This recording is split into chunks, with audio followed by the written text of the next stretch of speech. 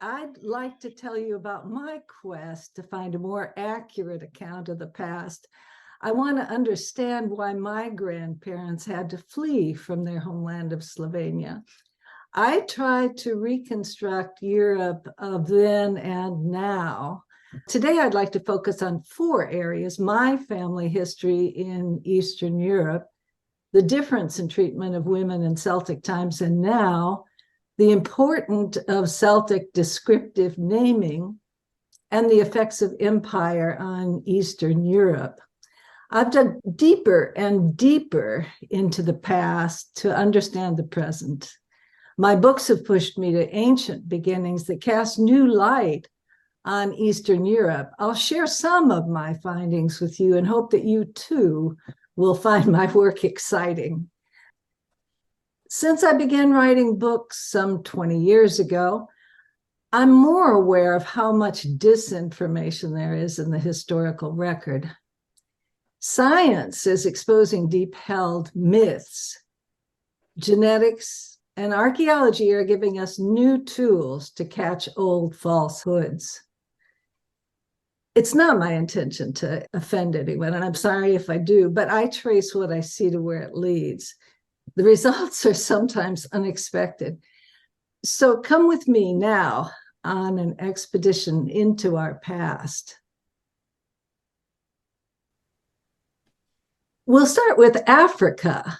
Several years ago, I participated in National Geographic's genographic study and found that my mother's family were part of the first group to leave the continent of Africa. They then spent tens of thousands of years in the Middle East before they came to Europe. I also found that I have relatives all over Europe: Finland, Poland, Ireland. I mentioned that my grandparents were born in Slovenia and all 4 fled Europe. They came to the US at the beginning of the 20th century. It wasn't until I spent a year studying in Germany in 1967 that my parents and I went to Austria and Yugoslavia to search for relatives. 2 world wars had severed our ties to them. What we found was shocking. In those 2 generations, our family had been divided by nationality, language, and religion, as well as distance. Despite warnings not to venture into Yugoslavia, my parents and I continued south to discover the most generous and hospitable people, just like my own grandma. There was one problem. I wanted to be able to speak to my Slovenian relatives in Slovenian. Unsuccessfully, I tried to study Slovenian in the US, but then the Chicago consulate arranged for me to spend a year at the university in Ljubljana, which was phenomenal. It took many years for me to come back to Slovenia with law school, lawyering, and raising a family in between, but eventually I did come back to explore further the spectacular place my parents had left. By then, Slovenia had pulled away from Yugoslavia and become independent in 1991. A Slovenian press agreed to publish my book, Finding Slovenia. I'd always felt a kinship between France and Slovenia. I'd gotten a master's in French at the University of Michigan. So my next 2 books were on France. As I researched these books, it began to dawn on me that what I'd been taught was not right, that the victors truly do write the history. So I shifted gears and focused on archaeology. I looked at artifacts from before the Roman Empire. I studied layouts of fortified villages and gazed over sublime river valleys our ancestors had loved. That's the way that pre-Christian Europe began to take shape for me. Before the current age, before zero, I saw vestiges of a Celtic culture that flourished across all of Europe, from the British Isles to Turkey. And on this map that's in front of you, I just want to point out Hallstatt and Latin are very important to this study because they're key places that have been identified in the development of the Iron Age. Hallstatt in Austria now, where iron smelting is supposed to have occurred, and Latin in Switzerland. For 1,000 years before zero, I could see that family and nature were the cornerstones of European lives. It became clear to me that in those days, information passed along lines of trade and kinship. It was very exciting to see the vibrance and innovation of the Celts, and also to recognize traits of our own family that stretched all the way back 3,000 years. My family prized children above all, and I could see that the Celts did too. They loved the beauty of the water and the landscape, just as my mother did. They loved life and helped each other. It was such a relief to see they weren't barbarians. I started looking at the old names. I bought a book on ancient Celtic names and discovered that words ending in IA and also descriptive words were likely of Celtic origin. Words like Sandberg, sandy hill, and Salins-les-Bains, where both salt and hot springs converge. And regardless of what language they're in, this descriptive bent helps lead back to Celtic origins potentially. Let me give you an example. You can see on this map that Slovenia lies partially in the old Pannonia. One vestige from those times is the name, Pannonian Plains. Pannonian Plains straddle that border between Slovenia and Hungary. According to the historian Grégoire de la Tour, the Frankish homeland in the Iron Age was Pannonia. Many place names in Europe still honor the Franks. France, Frankfurt, Frankenwald, Frankenberg, to list just a few. Now let's look at the early settlement of Europe. Why? Because genetics teaches us that people either stay, leave, or come back to homelands. Along the main migration routes in every ancient settlement, at least one family traces back all the way to the original settlers, surprisingly. These descendants carry on Celtic traditions, especially Celtic priorities of family and nature.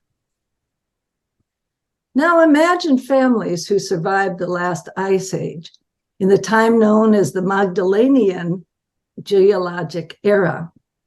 They settled in Madeleine, another form of Magdalena, in the Périgord region of what is now France. Early arrivals to La Madeleine lived in caves. They added rooms and tunnels by carving out more rock, all of which would later serve as hideaways and refuge for their descendants too when they needed refuge. Later castles would be built on top of the rock and tunnels would connect them with the caves underneath. The Magdalenians settled in La Madeleine around 12,000 years before the Common Era, also known as the Stone Age. This group tamed wolves into dogs, built freestanding shelter, and etched female forms on their cave walls. Other places that bear the name Magdalena are likely descendants from that original group. The name often occurs in association with mining, which was also going on in the Stone Age from Spain all across Europe. What does this have to do with Eastern Europe? Magdalensberg, Magdalenska Gora, these are place names that occur in Eastern Europe too. In Austria, Magdalensberg was a Celtic gold mining town up on the mountain. In Slovenia and Croatia, the hills named Magdalenska are not far from hot springs, a way to survive the winter. In Sopron, Hungary, Magdalena is now a chapel on a hilltop.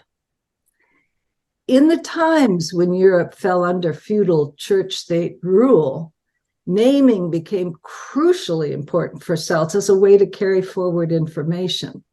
Under Roman heresy laws, thousands were put to death for any non-religious or secular expression. In those times, naming became perhaps the only way to transmit memories of the Celts at all. We may not fully understand the significance of the name Magdalena to all the places it attaches, but the frequency of occurrence alone indicates its importance. It's a name we keep tracing. I mentioned hot springs in Slovenia and Croatia. Undoubtedly, one essential element to the survival of Europe's Stone Age residents was natural hot water. Wintering at the hot springs meant surviving the winter in comfort, with nature supplying the heat. When imperial Romans invaded, they made the hot springs male only, except for concubines. Under Roman ruins, though, are the Celtic ones. Celts tended to settle near water, obviously to be close to a source of water, but also marshlands were full of food for gathering and hunting. In the 1,000 years before the year zero, hill forts began to appear on the forested hilltops. They were strategically located and later would be replaced by refuge castles. When danger was on approach, locals would run to the hills for sanctuary, and on their way out, they'd bury their valuables. We know this because of the many treasure troves archaeologists find dug into hillsides. The Iron Age Celtic fortress of Hoyneberg and other Celtic strongholds are shown on this map from the Hoyneberg Museum. Massalia is Marseille, the Greek colony. Some hills were artificially formed over burial chambers called tumuli. And these are the extensive earthworks at Hoyneberg. A cliff was actually created here overlooking the Danube.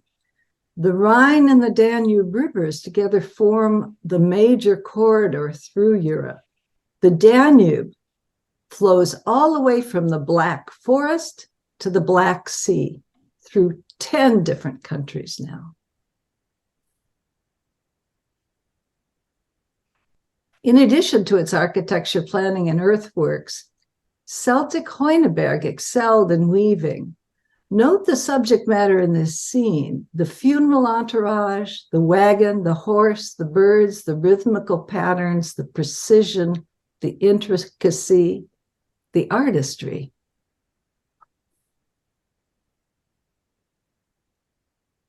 Hoyneberg also contained this golden bead.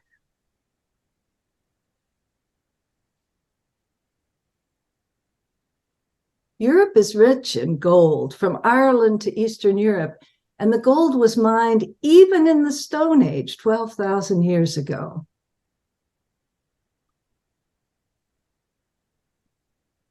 Mainly, gold was used as homage, laid in the grave to decorate heroes.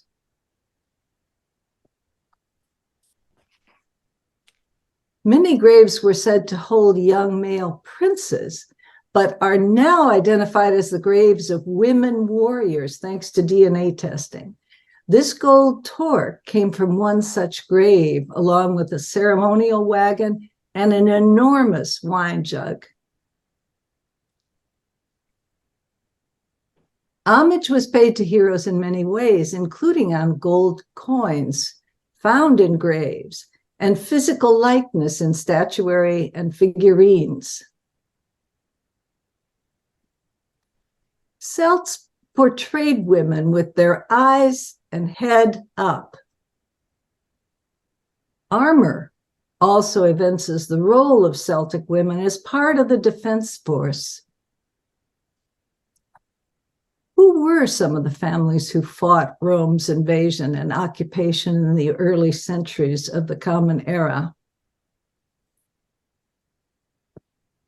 Celtic families came to each other's aid. The warrior Vercingetorix of Asterix fame came from his homeland in Auvergne to help Burgundians when Julius Caesar attacked Alesia. The Franks came from Pannonia to the Rhineland to help overthrow imperial Roman bondage. Rome came into Northern Europe for two apparent reasons: to enslave and to seize Celtic gold. For centuries, slaves were the biggest commodity traded, and Rome has claimed Celtic treasures as its own for centuries. Gold has been mined in Europe since the Stone Age. Roman conquerors took over the gold mines and the gold that decorated the graves. Romans had moved their imperial headquarters from Arles in southern France to Trier in the Rhineland. It was no coincidence that the Rhineland was also a major wine-producing region. Rome fell in the 5th century of the Common Era. Celts forced imperial Romans out of Europe by defeating Constantine at Trier. How did feudalism return to Europe? Here's what I see. Crusaders and the Christian conquest reinstated Roman laws and made women the possession of men again. Following Julius Caesar's conquest of Europe as a playbook, Romans made Celt slaves on their own lands. Christians reduced women to chattel, to belong to men with no rights of their own. In most cases, women could not own property, they could not inherit property, they could not vote. What happened to the Celts? When under attack, Celts either fled to other places or holed up in refuge castles, often for many years at a time. Christians also overtook buildings and rebranded Celtic memorials as Roman, erasing both the Celtic and the women's role in Iron Age Europe.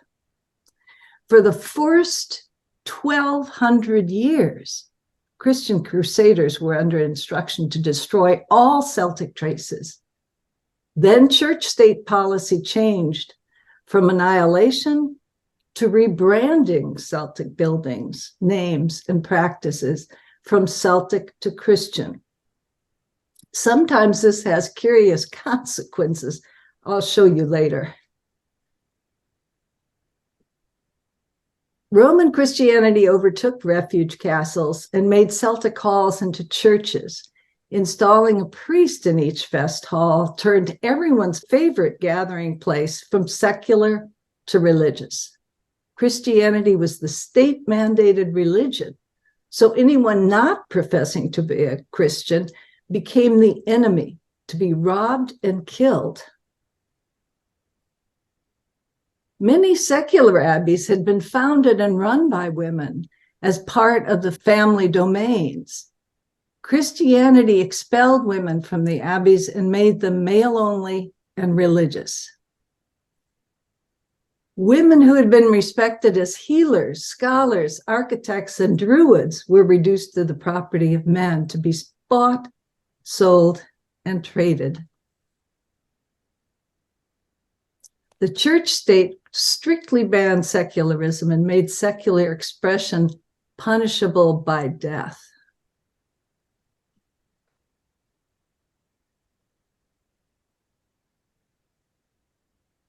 The feudal state, church state, is not very far in the past.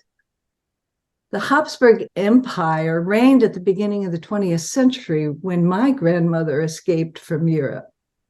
She fled while pregnant with 3 little ones in tow and her husband coming only later. This was before the 2 world wars.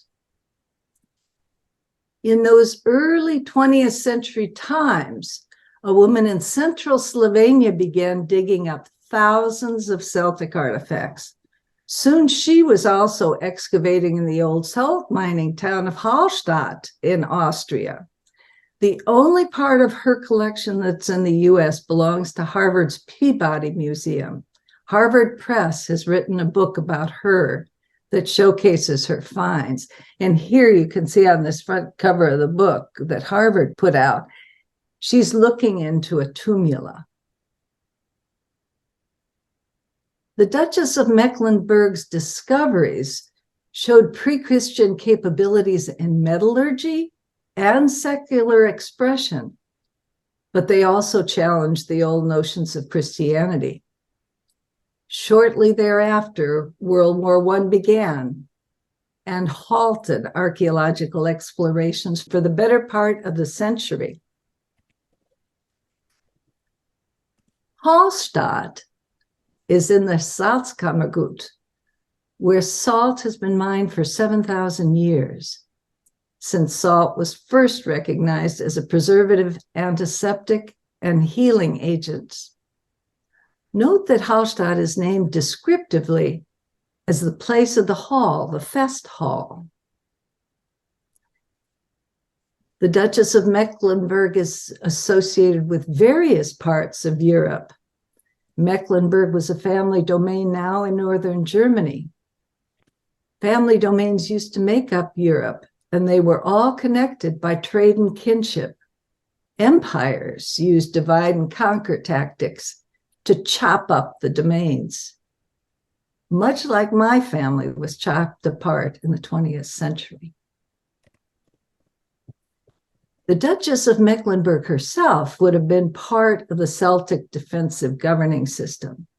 The dukes and duchesses of the duchy were responsible for calling up troops when necessary.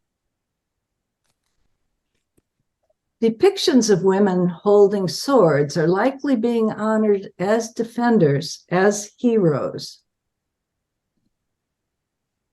These three women, dressed in gold, fit the Celtic tradition of venerating female warriors. Decorated in gold, holding a sword, a chalice, and a baby, this memorial pays homage to the women by portraying their likeness and role. Hallstatt is near Salzburg, where three women were burned at the stake, and these are probably memorials to them. It seems apparent that warrior women do not fit the Christian narrative, and that some attempts to put men's heads on women's body have brought some very curious results. Note the elastic neck on this figure on the left. These heads don't quite go with the bodies.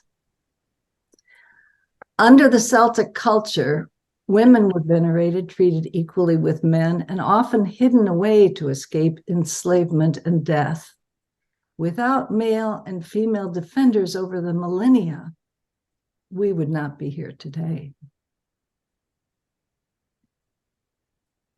What are the takeaways for us now? Justice for all, including for women. Secular governance, no more church state, no more empires. Separate church and state. Freedom from religion. Let's regain the beauty of our ancestors' free world.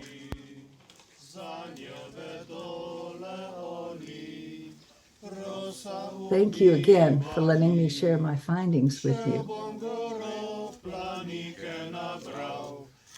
If you'd like more information about my books and films,